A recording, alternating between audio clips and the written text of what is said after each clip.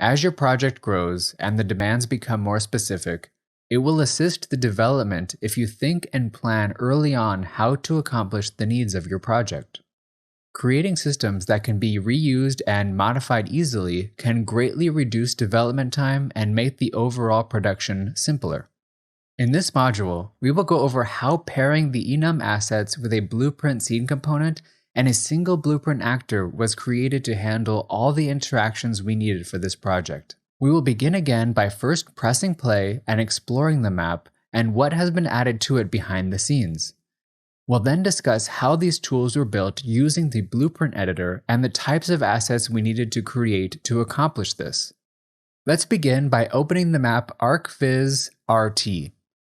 This is the ray tracing demo map that can be found in the Epic Games Learn tab inside of the launcher.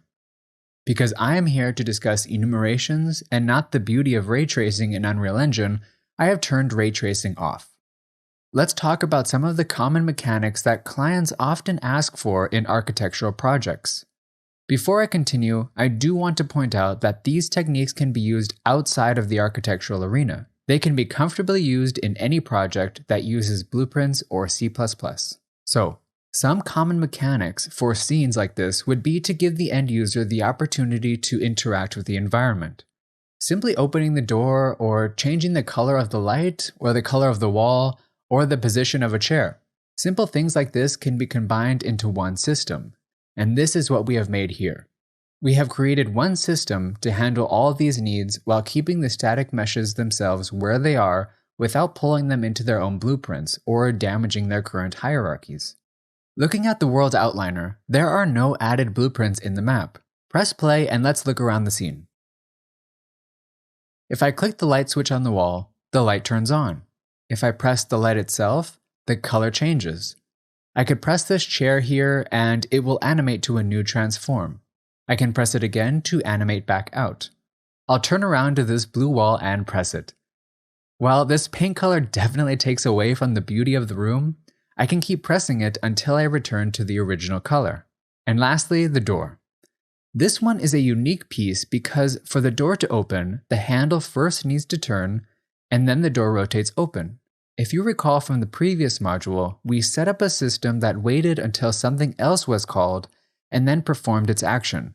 So if I press on the door handle, the door will get that notification, wait for a bit, and then rotate open. Let's try it. Okay, it doesn't look like we can go too far from this door, so let's just close that back up. Press escape to stop playing, and let's look at a few of these actors and see what is controlling them. Select the chair that we were moving. It is a static mesh and not a blueprint, but notice that it has a blueprint scene component attached to it. Select the component BPSC Caller. BPSC for Blueprint Scene Component is simply a reusable component we can add to any actor in the scene. This one's purpose is to collect a combination of user-inputted data as well as programmatically discover data and pass it along to a different blueprint named BP Controller. Let's create a new blueprint scene component.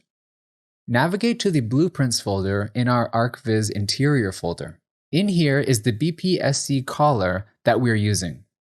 Right-click and select Blueprint Class. At the bottom of the list is Scene Component. Select Scene Component and name it BPSC_demo. What is special about a scene component versus an actor component is that it contains a scene transform that can be moved around. It cannot, however, be used on its own in a map. If we try to drag it into the scene, we are told it can't be done. It needs a parent to hold it. This parent can be any actor in the scene that can hold a component. Select anything in the scene, for example, the directional light. Click on Add Component and search for BPSC. You'll see both our BPSC caller and our new BPSC demo. Select our new BPSC demo. Now select a different actor of a totally different class, such as the plant here, and add the component to it the same way. Depending on our end goal, we can now use the blueprint scene component to communicate with a non-blueprint actor or the other way around. The blueprint scene component can hold instance editable variables just as normal blueprints can. As I mentioned earlier, it also holds its own transform. Select the BPSC demo component we've just added to our plant and move it around and rotate it. Now select the static mesh component that is holding the static mesh, and you'll see the original pivot transform at the base of the plant. We can use these two transforms to achieve the results we are looking for without the need to create a new blueprint. For example, return to the door. What we saw earlier when we opened the door was the door handle turn, and when the door opened, it rotated as one would expect a door to open. Now let's look at the pivot points of these two meshes. The door handle's pivot is located here, in the middle of the door.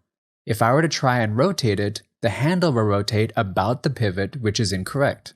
Select the BPSC collar that has been added to the handle and see where its pivot is located. This is the pivot location that we can use to rotate it properly. We can take control over the static mesh by spawning a blueprint named BP Controller and attaching the door handle to it. BP Controller is like the BPP animations that we saw in the previous module, but designed for a more realistic use case. Looking at the details panel of BPSC Collar, we have lots of new options available to us. 2 enumerations that will decide when and what and how the actor changes. Let's open E-Action. It contains Call Interface, Transform Change, Toggle Visibility, and Change Color. Now open E-Activation. It contains Press and Wait for Other Actor. With these 2 enums and the collection of additional variables below, we can achieve all the actions we have set up. Before we end this module, let's discuss the option Wait for Other Actor. In the previous module, we used both an event dispatcher and a blueprint interface to communicate between the blueprints. In this instance, we will only take advantage of a blueprint interface. Inside of the content browser, navigate to ArcViz, Blueprints, Interface, and here is the blueprint interface that we are using, BPI ArcViz. Open that up. A blueprint interface is a very handy tool to create a collection of named functions with no implementations that can be added to blueprints. In this interface, there is only one function. It is named User-Initiated Action and has one input of type Actor. Open BP Controller and select Class Settings at the top. In the Details panel, notice that under Interfaces, we have implemented our BPI ArcViz. This gives us complete access to all the functions within the interface and allows other blueprints to communicate with BP Controller indirectly. Open the function Call Interface to initiate action. When this function is called, we are building an array, or a list, of all the actors in the scene that are implementing the interface BPI ArcViz, and using a for each loop to tell them all to call the function User-Initiated Action, and providing the original parent to the input call-made-by. If there are other blueprints in the scene that are implementing the interface and are using the function User-Initiated Action, they will receive this call. This is how we can press the door handle and the door will soon open. The door handle is pressed, and then it sort of broadcasts this to the scene for anyone who is implementing the interface and listening for the handle to be called. In this case, the door is doing both of those, and then it opens. In this module, we learned how to create and add blueprint scene components to actors already in the scene, and saw how they are providing a new pivot position to manage animations. We also learned how we are taking advantage of blueprint interfaces to communicate indirectly with other blueprints. We'll continue with this use case in the next module.